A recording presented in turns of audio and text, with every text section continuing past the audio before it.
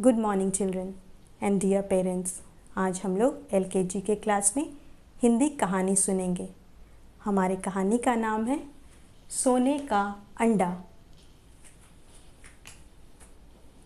किसी गांव में एक गरीब किसान अपनी पत्नी के साथ रहता था।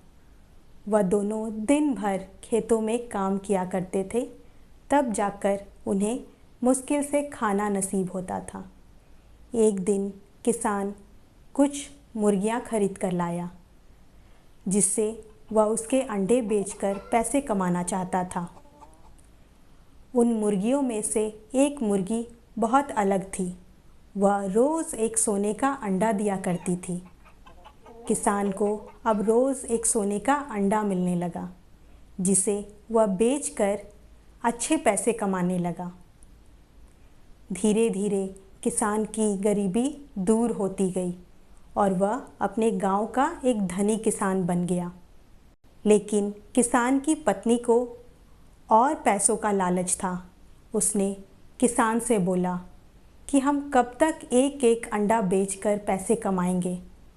हम क्यों ना उस मुर्गी के पेट से वह सारा अंडा निकाल ले और उसे बेचकर ढेर सारा पैसा कमा ले। किसान अपनी पत्नी की बात मान गया और एक चाकू लाकर उन मुर्गियों के पास गया। उनमें से जो सोने का अंडा देती थी, वह मुर्गी को पकड़कर उसका पेट काट दिया। लेकिन ये क्या, उसके पेट में से एक भी सोने का अंडा नहीं निकला और वह मुर्गी मर गई।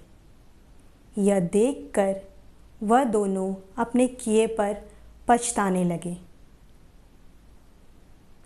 तो बच्चों, इस कहानी से आप लोगों को क्या शिक्षा मिलती है? इस कहानी से हमें यह शिक्षा मिलती है कि हमें कभी लालच नहीं करना चाहिए, क्योंकि लालच का फल बुरा होता है। हमारे पास जो भी है, जितना भी है, हमें उसमें खुश रहना चाहिए। धन्यवाद।